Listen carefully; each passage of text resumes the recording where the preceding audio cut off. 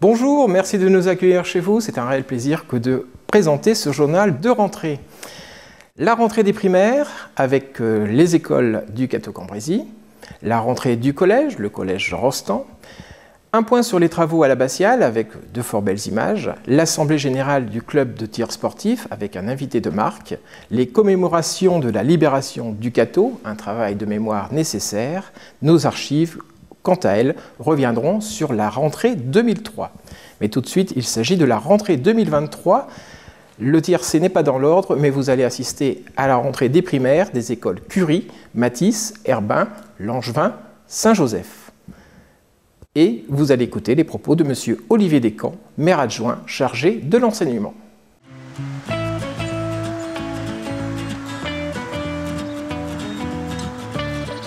Alors, je suis Madame Cécile Roussel et j'arrive sur l'école Curie cette année.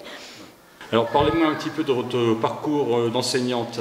Alors, c'est ma 27e rentrée. J'ai travaillé dans le spécialisé avec des enfants porteurs de déficit auditif dans un foyer pour enfants. J'ai fait les déficients visuels aussi et après, je me suis retrouvée sur la campagne de Villeneuve-d'Ascq en tant que directrice. Et vous voilà maintenant à l'école Curie. Oui. Alors, qu'en pensez-vous de cette école? Ravie. Je suis ravie, je la trouve charmante, à taille humaine, voilà, que du positif.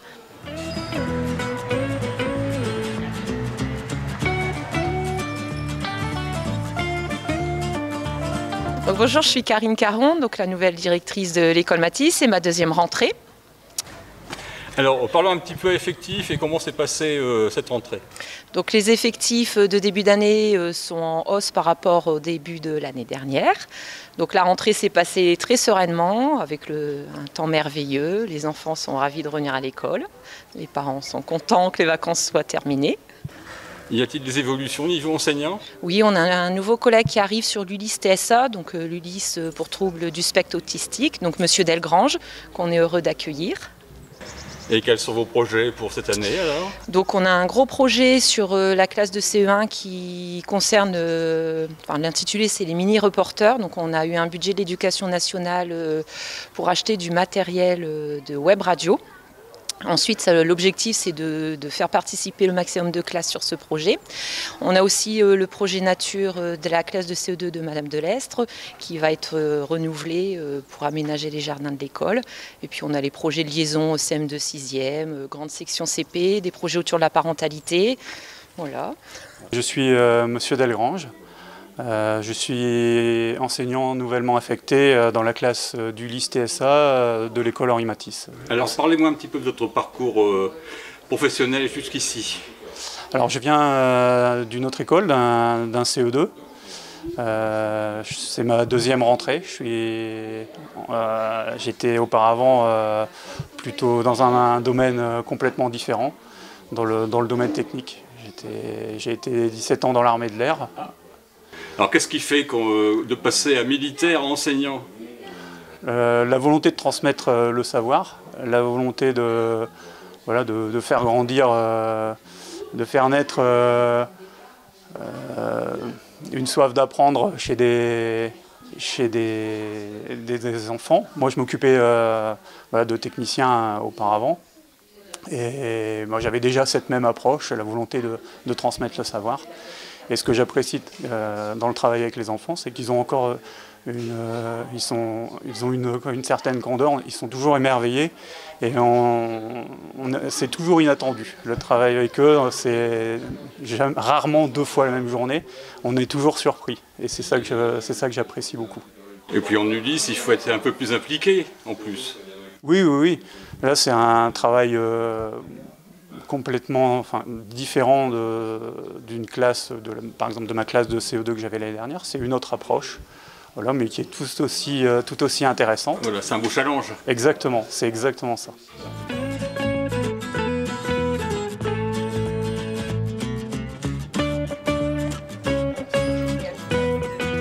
Une très bonne rentrée, agréable, ensoleillée. Alors au niveau des enseignants, y a-t-il du changement? Nous avons effectivement une nouvelle maîtresse en CE2. Et au niveau des projets scolaires pour l'année? Nous travaillons sur le sport, les Jeux olympiques et la création de pays imaginaires dans chaque classe avec des olympiades.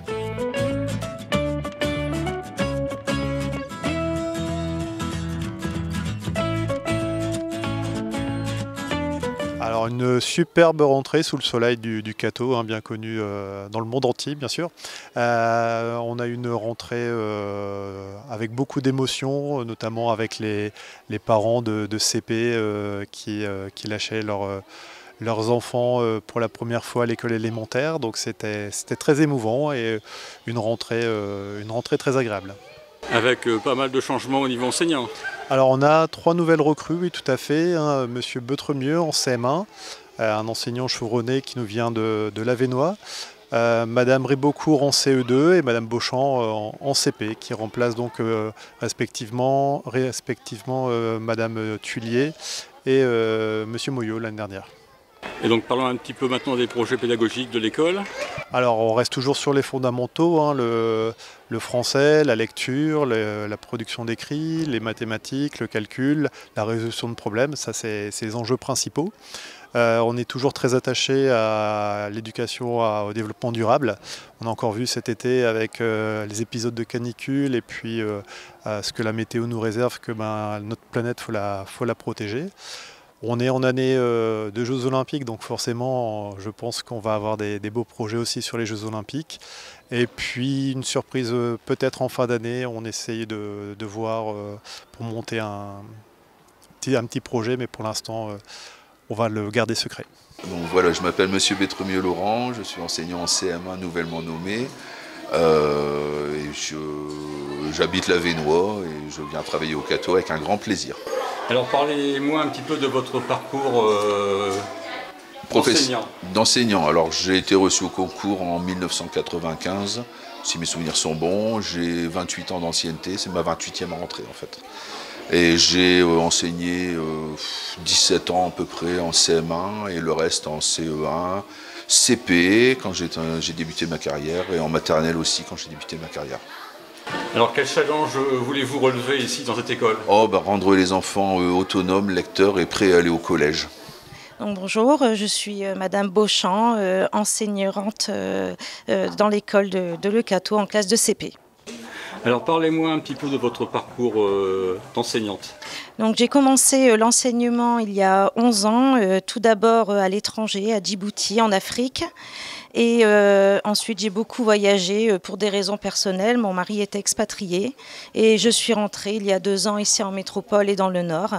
Et j'ai repris l'enseignement ici. Alors comment s'est passée cette rentrée ici à l'école Herbin? Très très bien, très bon accueil au sein de l'école, très bon rapport ce matin avec les parents et les élèves. Alors je suis Madame Ribocourt, enseignante en CE2 à l'école Auguste Herbin à Le Cateau-Cambrésis. Alors parlez-nous tout d'abord de votre parcours d'enseignante.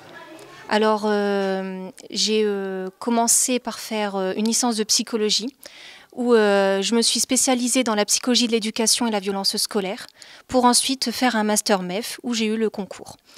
J'ai ensuite été affectée dans une école maternelle à Valenciennes, dans une classe de petite section et moyenne section. Et cette année, je me retrouve ici en CE2.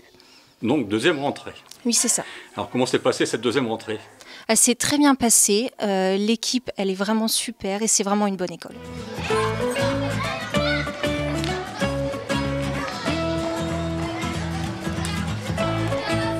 Nous avons repris sous les bons auspices, les enfants étaient très souriants, les parents sont rentrés 5-10 minutes dans la cour et on a pu échanger un petit peu, c'était une très belle rentrée, sous le soleil en plus. Alors au niveau enseignant-enseignante, il y a du nouveau?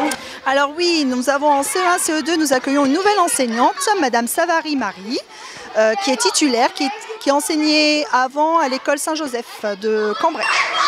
Alors parlons des projets pédagogiques. Oui.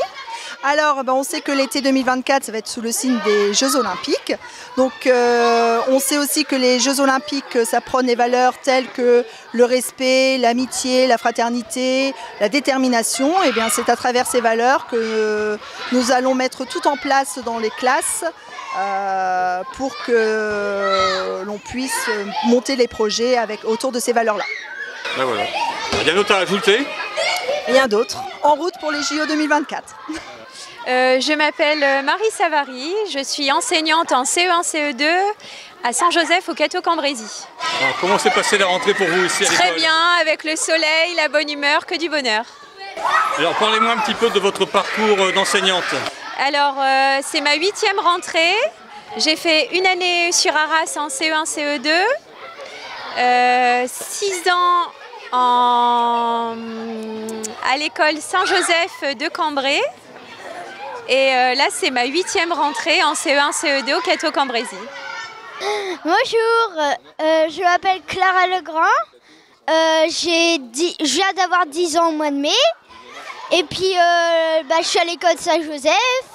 Et puis, la rentrée, ça se passe bien. On a appris des nouveaux trucs en classe. C'est quoi les nouveaux trucs? Déjà, on a appris à il y a des nouvelles personnes, il y a les CM1. Les CM1, ils viennent d'arriver, du coup, on commence à apprendre à les connaître. Après, nouveau truc, en fait, il y a eu des nouveaux décors dans la classe.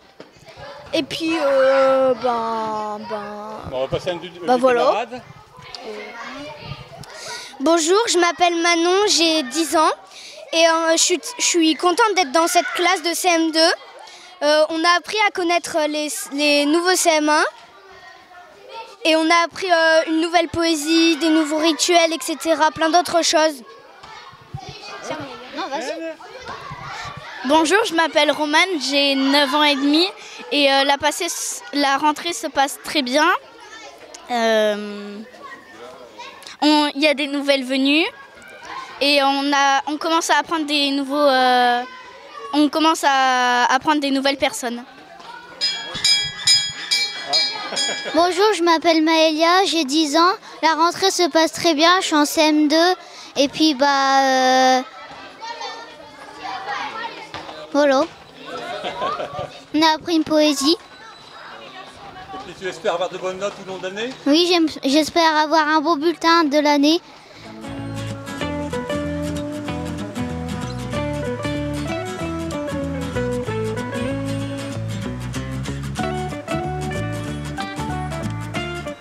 Cathésienne, cathésien, bonjour. Mais écoutez, je suis actuellement plus ou moins à l'emplacement d'une classe, une future classe d'élémentaire au niveau de l'école Curie. Voilà, on est vraiment sur l'école Curie aujourd'hui. C'est là que j'ai voulu accueillir en priorité la presse. Et Beffroi Vision, merci à toi Claude d'être présent aujourd'hui. Comme vous le savez tous, c'est un chantier d'envergure pour l'équipe municipale. Voilà, l'ancien bâtiment préfabriqué a été détruit cet été. Claude, je pense, vous proposera après des images. Il y a des WC également provisoires qui ont installé dans la cour.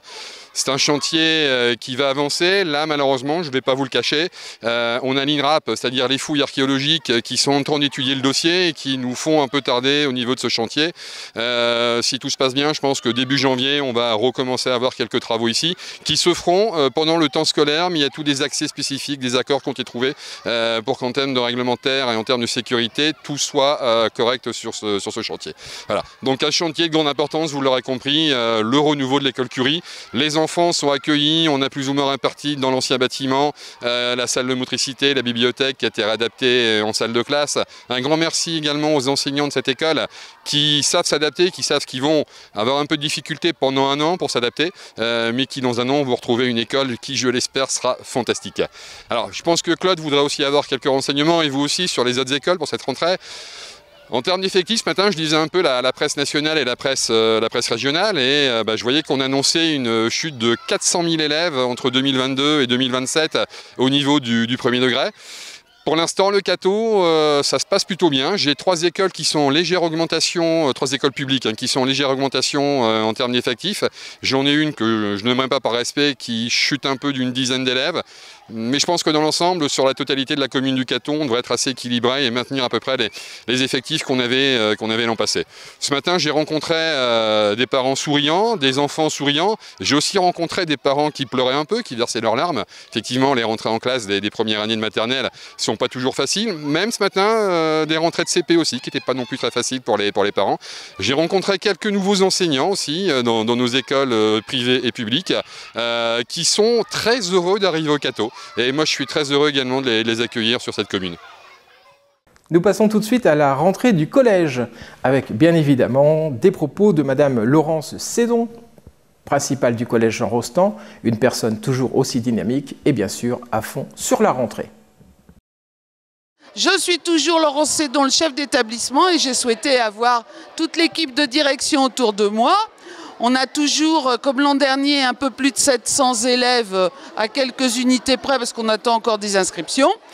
Et puis, vous dire que la rentrée, après 6 semaines de vacances seulement, a été très bien organisée.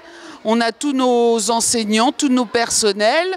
Alors, monsieur l'intendant, que je cite en premier, parce que les conditions matérielles, alors c'est pas nous qui avons mis le soleil, mais les conditions de propreté, d'hygiène, d'accueil, tout le personnel est sur le terrain. Là, vous voyez les élèves passer gentiment. J'ai souhaité que vous voyiez passer les élèves qui vont en récréation. C'est la pause de l'après-midi. Nos 3 CPE, Madame Châtelain, qui est bien connue parce que c'est le pilier de l'établissement, elle nous rejoint. Madame Durand, qui entame sa 2e année comme moi. Et puis, une nouvelle recrue, Mégane Le Cerf, qui nous rejoint. Alors, les 3 CPE se partagent toutes les 6e, cette classe. Ensuite, Madame Le Cerf, le niveau 5e. Madame Châtelain, le niveau 4e. Et Madame Durand, le niveau 3e. Piloté à côté de moi, Monsieur Jérôme Husson, le principal qui suit pédagogiquement, scolairement, éducativement, chaque enfant, chaque adolescent de la 6e et la 3e pour qu'il soit bien ici et qu'il réussisse dans sa progressivité. Dans l'équipe également, Madame Catherine Kulibzuk pour la section d'enseignement général et professionnel, parce qu'il y a du général, des maths, du français, etc., mais aussi de l'atelier varié, avec Monsieur Moersman pour l'atelier menuiserie, peinture, habitat, et puis Madame Mailleux pour l'enseignement, et Madame Manet pour tout ce qui est cuisine, accueil, réception, HAS, restauration. Voilà, nos élèves sont heureux d'être rentrés déjà, tous ce matin. Hier, c'était les 6e et progressivement les 4 niveaux. Que dire dans la nouveauté? Au niveau des travaux, nous allons inaugurer à peu près à la Toussaint 86 000 € du département, du conseil départemental, Monsieur Poiret, du CDI. Un centre qui sera ressource d'information, d'orientation, d'animation, le poumon de l'établissement, 2 documentalistes à sa tête.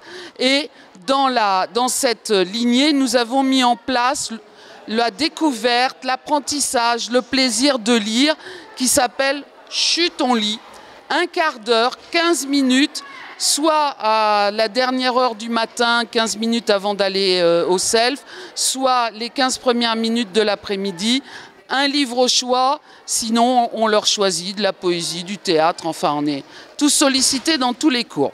Voilà brièvement les conditions de rentrée. Le soleil me permet une conclusion d'heureuse rentrée, des conditions idéales, et puis une équipe avec du caractère, mais pour la réussite de tous les enfants que vous nous confiez, de la 6e à la 3e. Bonne rentrée également au Cateau Cambrésis. Cette chose m'a cassé votre c'est pas les pieds avec d'accord, attends, 4 classes. Ah, j'ai 3. Soit du jeu. Est-ce que quelqu'un a un problème avec les couleurs?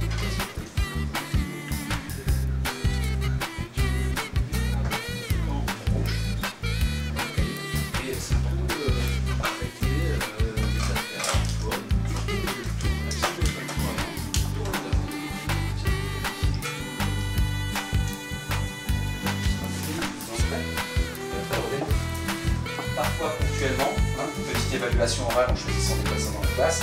Parfois j'aurai besoin de vous mettre face caméra pour vous évaluer ensuite lorsque je serai à la maison. On va prendre la suite. Vas-y.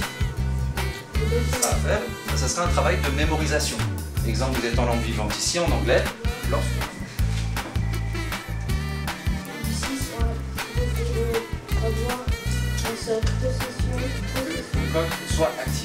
soit vous avez les vôtres qui fonctionnent s'ils sont pliés, ainsi ils ne se souviennent plus de leur code, récupérer un mot de passe en mettant le numéro de téléphone. Non, on va passer directement à la suite. Ça, je vais prendre en note ça. Effectivement, on a plusieurs moyens d'envoyer, surtout via l'UNT, des messages aux enseignants lorsqu'on a un souci. La deuxième chose, c'est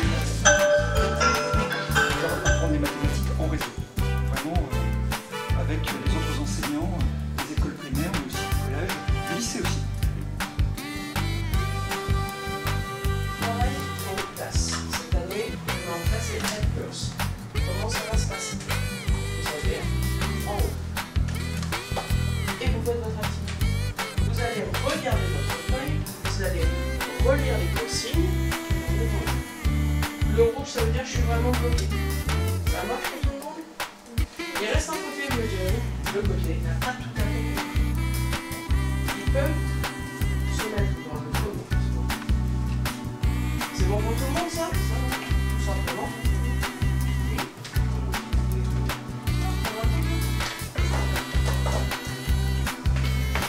La journée, vous allez devoir les distribuer. À la fin d'heure, vous vérifiez pas, je saurais que c'est l'élève qui était là, juste avant. Ça marche, ça? Pas de soucis?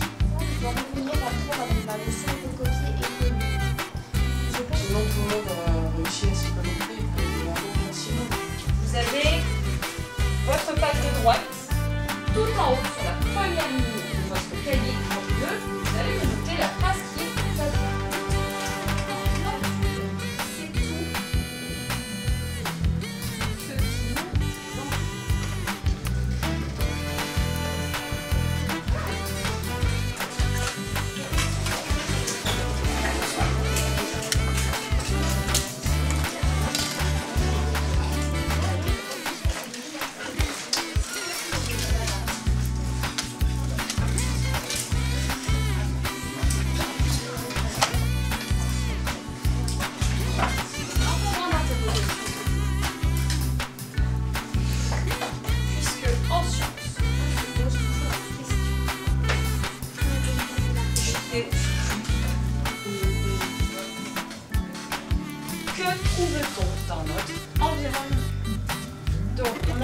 Ce qui nous avec un interrupteur, bien faire un petit peu plus grand des symboles.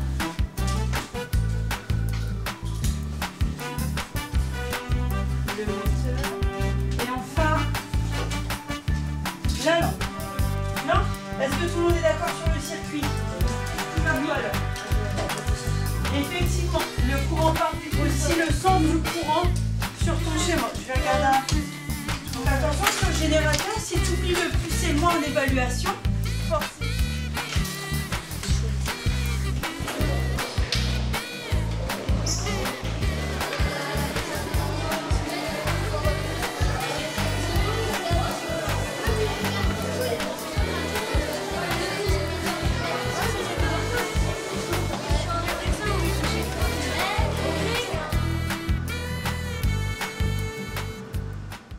À l'occasion de la fête foraine, la fête Saint-Mathieu, des tickets de manège gratuits seront offerts aux enfants du Cateau-Cambrésis, nés entre le 1er janvier 2011 et le 31 décembre 2021, sur présentation d'un justificatif de domicile et du livret de famille en mairie au bureau d'accueil.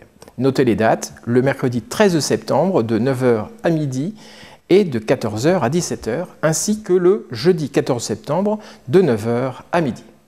Tout de suite, nous partons pour l'abbatiale et nous allons assister aux derniers travaux qui concernent le clocher. La prochaine étape, c'est le démontage de l'échafaudage, direction la réfection de la façade.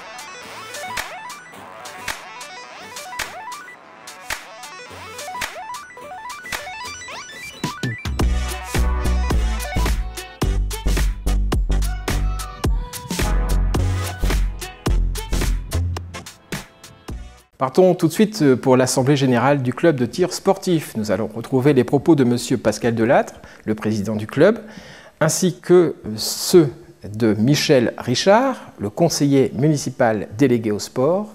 À noter qu'il y avait un invité de choix en la présence de M. Michel Baksich, président de la Fédération française de tir. C'est reparti, la saison recommence. D'accord. Alors, concernant le nombre de licenciés, vous en êtes où? Alors l'année dernière, on a fini, il y a 2 ans, on était à peu près avec une 60aine d'adhérents. Et là, on a fini la saison avec 68 personnes, 68 tireurs. Donc à peu près tous les ans, on perd une vingtaine de personnes et on en reprend presque une trentaine. Donc ça va, ça tourne bien. Disons que l'avantage des anciens comme nous, on va dire notre âge, tout ça, donc il n'y a pas de souci, on sait ce qu'on veut. Mais le plus dur, c'est avec tout ce qui est jeune, les nouveaux adhérents, les petits jeunes, qu'il y a tellement de sports, tel le foot, le tennis, tout ça, ils ne savent pas vraiment le sport qu'ils vont faire. Donc il y a une année, ils s'inscrivent chez nous et une autre année, ils se mettent à un autre sport. C'est dur, c'est les plus durs à garder les jeunes. Bon, j'ai l'impression que ça attire moins les féminines. Ah non, on ne peut pas dire ça. Là, on est à peu près à 6 féminines, je crois, pour le club, pour 69 adhérents, enfin 68 adhérents. C'est pas mal, c'est pas mal. On en a 2 dans les membres du bureau. Non, une dans les membres du bureau. Non, 2, j'ai bien. 2 personnes dans les membres du bureau. Bon. Alors, quelles sont les manifestations à venir pour vous? Là, ça sera la semaine prochaine avec le forum associatif. Bon, ça fait c'est la 2e année. On va participer et puis se faire voir. On a acquéri des armes en laser, donc il y aura une initiation en bas en armes laser et le club de tir il sera ouvert. Donc s'ils veulent une inscription, s'ils veulent tirer à plomb, à balle ou quoi que ce soit, on sera là pour s'en occuper. Il n'y a pas de souci. Grâce à mes bénévoles, ce qui n'est pas évident d'avoir. Qu'est-ce que vous dites aux jeunes par rapport à ce sport? Même aux adultes, j'ai qu'une arme, c'est pas dangereux. C'est celui qui le détient qui est dangereux. Vous laissez une arme sur la table, elle vous fera rien, c'est tout. Donc après, on a des personnes comme Nathalie puis Alicia, on a Cyril qui est là derrière, on a plusieurs personnes, Jérôme, Dominique, on a plusieurs personnes qui animent le club et initient le club. Franchement, ils connaissent très bien leur travail, bénévolement, hein. Ils ne sont pas rémunérés. Et grâce à ça, ça les permet de commencer au pas de tir 10 mètres au plomb, et après de venir aux 25 mètres et aux 50 mètres pour tirer à balle et au gros calibre, tout ça. Qu'est-ce qu'on doit souhaiter à votre club? Que le président se porte bien, qu'il y a quelqu'un qui veut bien le remplacer, parce que bon, ça fait quand même 22 ans, un truc comme ça que je suis président. Bon, je voudrais bien laisser la main, et ça me plairait qu'il y ait des petits jeunes qui reprennent le relais derrière. Et puis, bon, tout se passe bien. C'est d'avoir un peu plus de bénévoles pour donner un petit coup de main. Comme, admettons, quand il a fallu changer les bastins là-bas au fond, là, quand on se retrouve à 3-4 pour changer des bastins, c'est pas évident. Comme le forum la semaine prochaine qu'on va faire, si on se retrouve à 2 ou à 3 pour tenir les permanences, c'est un peu juste. Et bon, c'est dommage que les retraités, je trouve qu'ils ne donnent pas assez de coups de main. Enfin bon, chacun il prend son temps, les gens ils ont des enfants, tout ça, donc il faut bien qu'ils s'occupent de leur famille, tout ça. Bon, moi il y a certaines réponses que je ne sais pas interpréter, ça veut dire que Pascal est fatigué maintenant? Oh, je ne suis pas fatigué, mais tant que... on aurait quelqu'un de nouveau, ça permettrait d'avoir du renouveau au club. On pourrait penser peut-être à refaire certains travaux, faire d'autres disciplines, pourquoi pas l'arbalète ou des trucs comme ça. Mais bon, moi je suis déjà pris par mon travail, je ne suis pas encore en retraite. Je viens quand même 2 fois, 3 fois par semaine ici au club, 3 après-midi par semaine. Quand vous calculez le nombre de temps, heureusement ma femme elle est compréhensible, j'ai dit un grand merci, qu'elle ne m'interdit pas de venir au club. Mais non, elle ne peut pas vous interdire parce que derrière un grand homme, il y a toujours une grande dame. Oui, tout à fait, c'est bien de la raflatter. je lui ferai voir le reportage, il n'y a pas de souci, elle sera contente. Ouais. C'est vrai, j'y pense même pas de prendre un bouquet de fleurs pour lui offrir, mais le tir, elle n'aime pas en plus. Ouais. Non, ça fait 30 ans que je fais partie du club de tir, elle est peut-être venue 5 fois au club. Ouais, dans 5 fois, je vais peut-être dire, mais non, ça ne l'intéresse pas. Mais après, elle ne m'empêche pas de venir ici au club, il n'y a pas de souci. Hein. Pascal, merci. Merci. Eh ben, je suis M. Bagzik Michel, le président de la Fédération française de tir, et également le président de la Ligue de tir Nord-Pas-de-Calais. Voilà, donc, grosse charge, effectivement, au niveau de la fédération, et des gros enjeux qui vont arriver pour 2024, bien sûr. D'accord.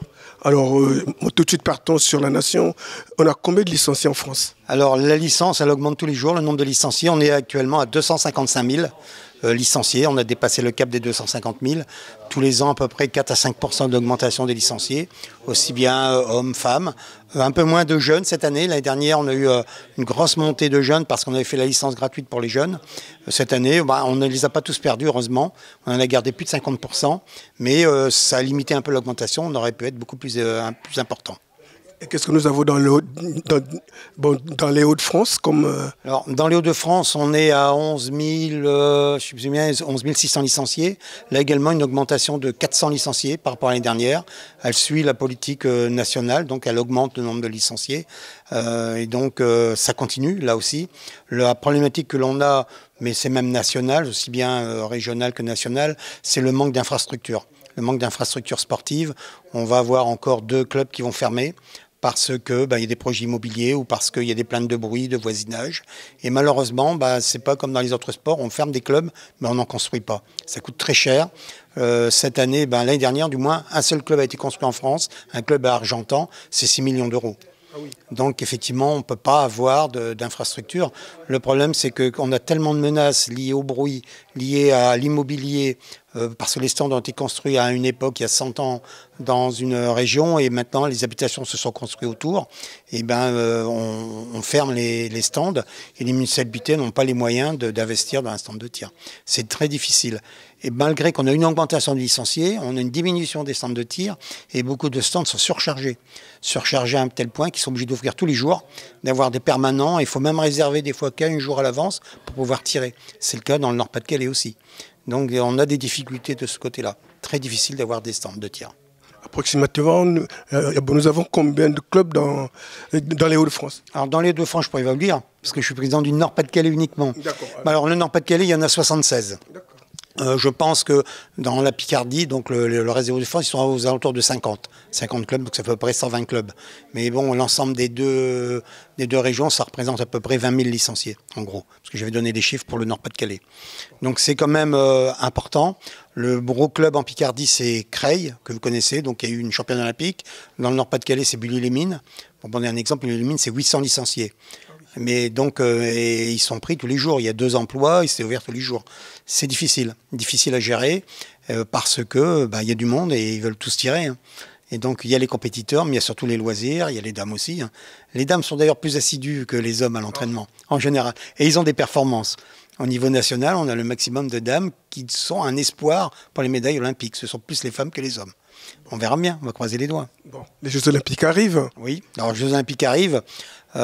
Difficile à organiser, puisque contrairement à ce qui était prévu au départ, qui devait se construire un stand de la région parisienne, non. Ils n'ont pas les moyens de construire un stand de tir. Et donc, au dernier moment, donc l'année dernière, ils ont décidé de venir à Châteauroux, dans notre stand privé national. Mais c'est très, très, très compliqué. C'est compliqué parce que ils veulent tout avoir gratuit, sans rien payer. Et puis, nous, on doit investir encore. On doit investir sur certains travaux, mais ils ne veulent pas payer. Donc, on est encore en train de négocier. C'est très, très, très compliqué. C'est un fardeau. Je peux vous le dire, c'est un fardeau pour ça. Mais les Jeux, on les fera parce qu'il le faut. Ça sera chez nous, dans notre centre de tir. On sera fiers de les organiser dans nos locaux personnels. Monsieur le Président, merci d'avoir fait le déplacement jusqu'au Cateau. C'était un plaisir de venir dans les clubs. Pour moi, c'est là que j'ai le plus de plaisir. Soit dans les championnats, les compétitions, soit de venir dans les clubs. Et quand quelqu'un m'invite comme Pascal, j'y viens avec plaisir. Dès que j'ai du temps libre, je viens. Et puis, on a les discussions avec les licenciés directement à la base. C'est important d'écouter les licenciés, de savoir ce qui se dit, ce qui se fait, ce qui ne se passe pas bien. Et on est là pour répondre à leurs questions. Et c'est très important. Bon, alors Michel, nous avons là un club qui... ça fonctionne. On a un club qui perdure, un club qui reste dans sa lignée, dirigé par un président qui reste lui-même entier et comme il est, naturel, travailleur. Et voilà, c'est tout. Quand j'entends Pascal dire 22 ans, je voudrais bien arrêter, je voudrais bien laisser la place, mais on sait ce qu'on lâche, mais on ne sait pas qui on va récupérer. Donc je pense qu'à la limite, Pascal, il a certainement des hauts et des bas. Oui, il y a certainement des moments où il se dit que j'en ai marre, j'arrête, je veux arrêter, et puis voilà, c'est déjà arrivé. Donc Pascal, il faut que ce jour-là, quand il va pas bien, justement, on le laisse tranquille un petit moment, et puis on le laisse récupérer, recharger les accus, repartir sur des bonnes choses, et voilà, c'est tout. Et moi, je suis fier qu'il soit là. D'ailleurs, ma présence fait que je suis fier d'être là aussi. On aura tous compris que c'est un club qui te tient à cœur aussi. Oui, c'est un club qui me tient à cœur, c'est un club qui fonctionne, un club qui travaille dans les locaux, qui fait beaucoup de choses dans les locaux, qui ne demande pas grand-chose, il demande des matériaux, ça c'est tout à fait normal.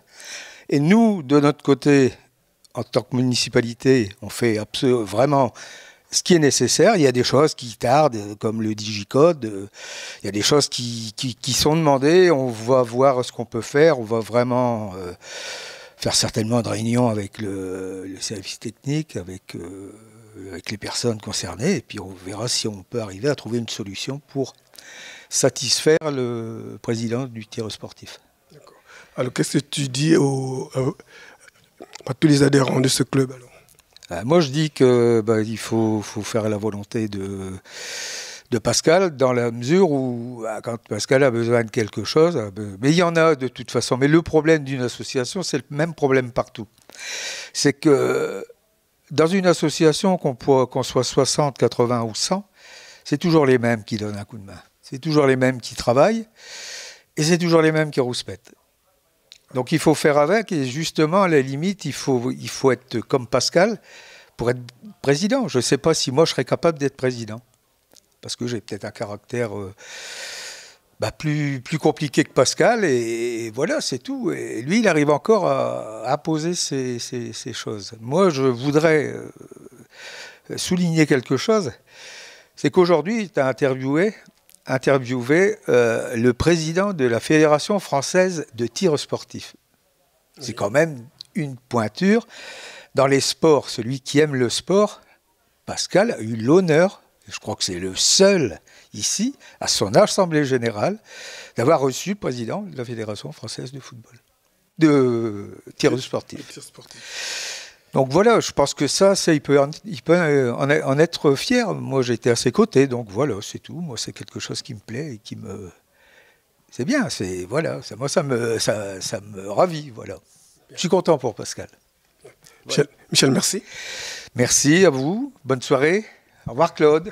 C'est vrai que si je peux rajouter un simple petit truc, c'est certain d'avoir monsieur le maire qui soit derrière moi, d'avoir Michel, d'avoir Sylvie Claire, d'avoir le président de la fédération, d'avoir le président de la Ligue Nord-Pas-de-Calais qui viennent aux assemblées générales.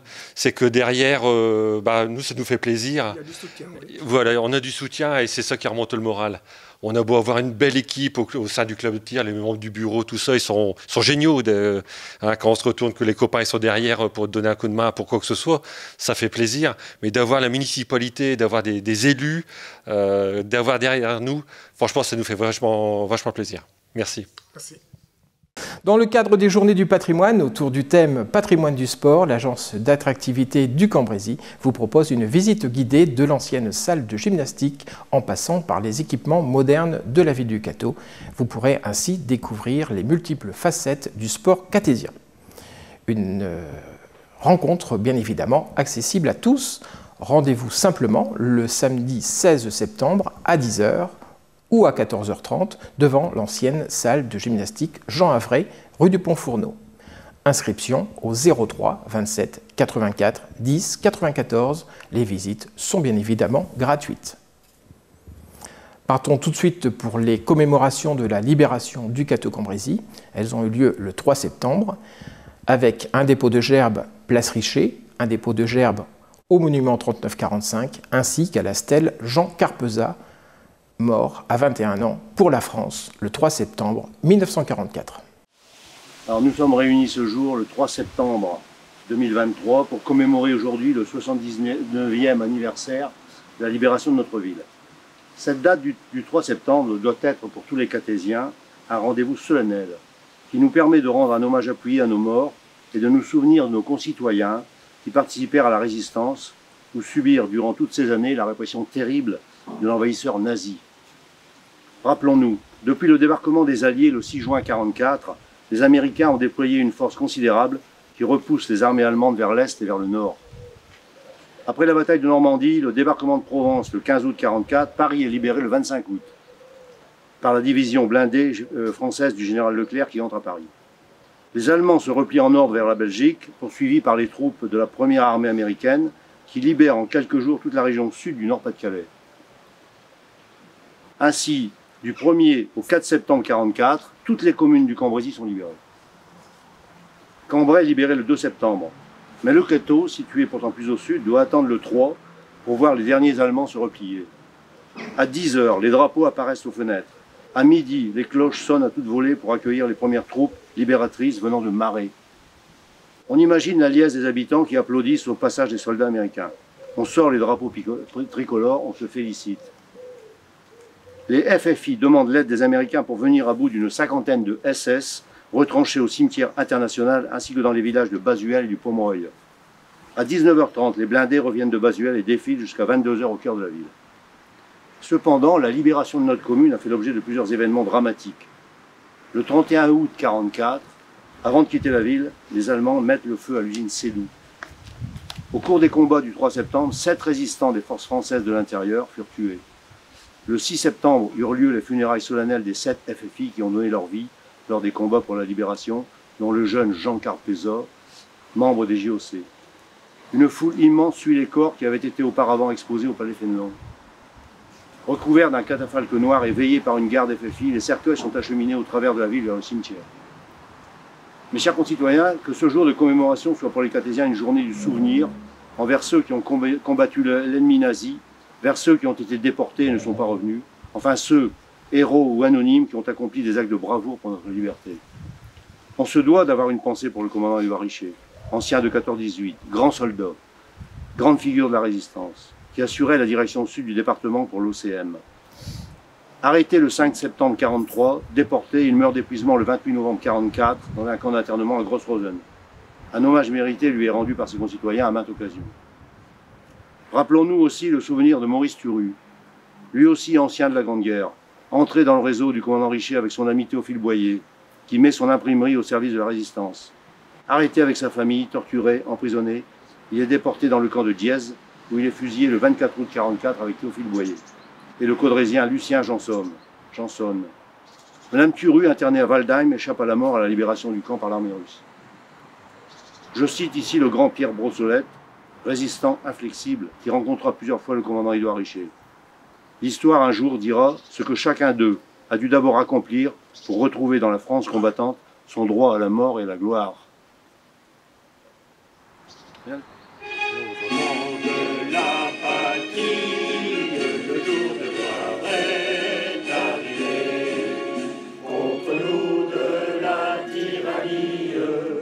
L'étendard sanglant élevé, l'étendard sanglant élevé, entendez-vous dans les campagnes mugir ces féroces soldats qui viennent jusque dans nos bras, égorger nos fils et nos compagnes, aux armes citoyens, formés bataillon, marchons, qu'un sang impur abreuve nos sillons. Voilà le moment d'ouvrir notre page archive, cette semaine consacrée à la rentrée 2003. Alors bien évidemment, selon la formule consacrée, ces chères petites têtes blondes ont 20 ans de plus cette année. Il s'agit des têtes blondes des écoles Herbin, Sédou, Saint-Joseph, Langevin, Matisse et Curie.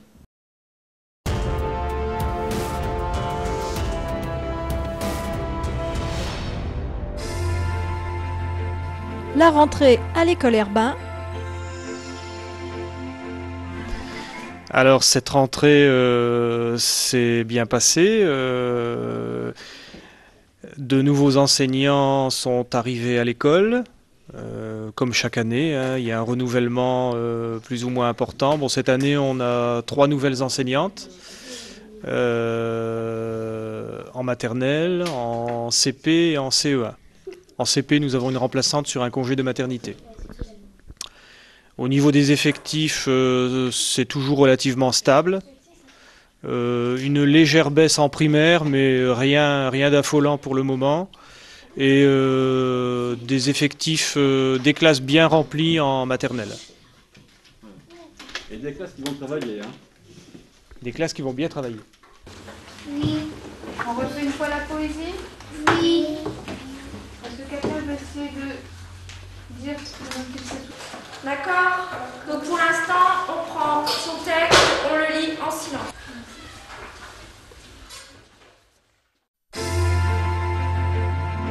La rentrée à l'école Sédou. Ouais, ça s'est très bien passé. Les enfants étaient contents de rentrer en classe. Certains ont pleuré, ce qui est normal, surtout chez les petits. Mais je pense que c'est bien que tout recommence. Vous aussi, vous êtes contente de rentrer aussi? Mais oui. Les vacances ont une fin. Il faut reprendre aussi le travail, retrouver les enfants surtout. Voilà. Alors, on va faire le petit tour des effectifs. Alors, les effectifs sont un petit peu en hausse par rapport à la rentrée dernière. Alors, combien d'enfants par classe? 24-25 par classe. Donc 3 classes, c'est ça? 3 classes. Voilà, donc il n'y a pas de changement au niveau du corps enseignant non plus? Non, tout le monde est encore à son poste. Il n'y a pas de... On a une jeune Zile qui est arrivée, mais bon, elle ne restera pas longtemps à l'école, je pense. Apparemment, il est content, hein? Hein, t'es content? Ouais. De retrouver papa puis maman? Oui. Dis bonjour. Dis bonjour. Il a dit bonjour, il a dit bonjour.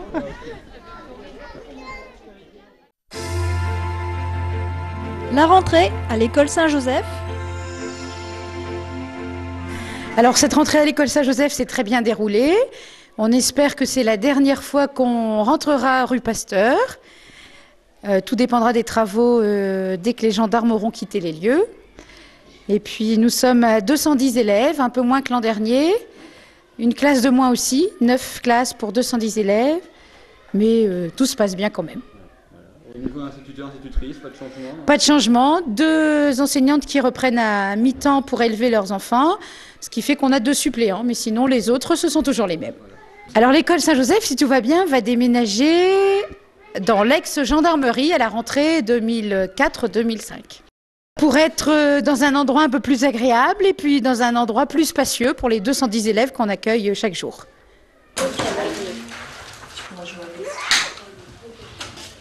D'accord? Ensuite, lorsque tu as terminé, tu retournes ta feuille.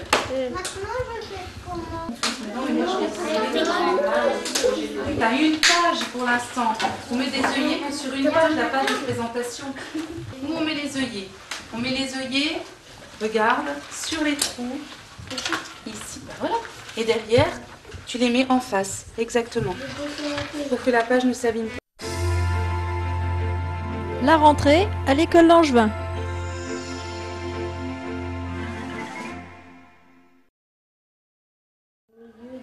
Buisson chargé de baies savoureuses abondé dans son domicile.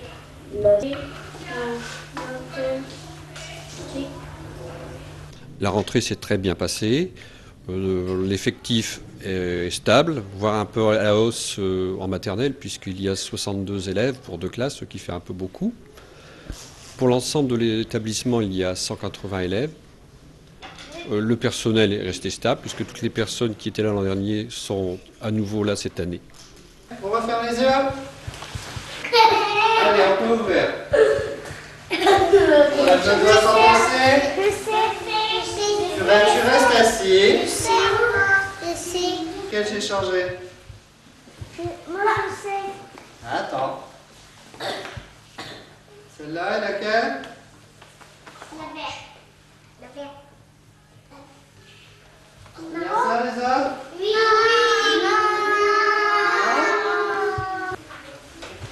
Et bon, petite gomme, bonhomme.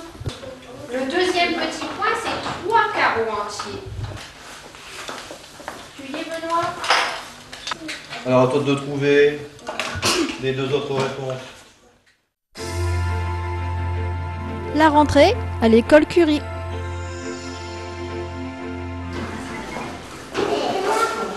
Alors, Christopher, tu veux quoi? Attendez. On va mettre un peu de lait? Tu veux du lait dans une tabac? C'est bon le lait. On met plus.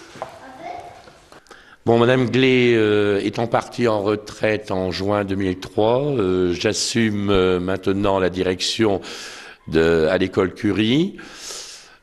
Cette école a maintenant 4 classes puisqu'on a eu une fermeture en juin 2003.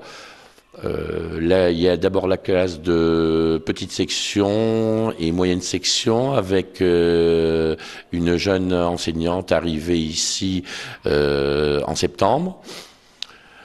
Ensuite, la classe de section de grand CP tenue par Madame Dordain, Mademoiselle Caccio à la classe de CE1, CE2, et moi-même, j'ai la classe de CM1, CM2. L'école Curie compte 87 élèves à la rentrée ici 2003 pour l'année scolaire 2003-2004. Ben, c'est une grosse responsabilité, c'est du travail en plus, c'est des papiers à remplir pour l'administration, et puis c'est quelque chose que j'aime bien parce que bon, ça fait quelques années que je suis à l'école Curie, quoi. Ta rentrée, comment ça s'est passé? Raconte-moi un petit peu. Bien. Oui. Alors qu'est-ce que tu as fait depuis ce matin? J'ai travaillé. Ouais. Et tu vas le faire tout le long de l'année? Oui. Promis juré? Oui.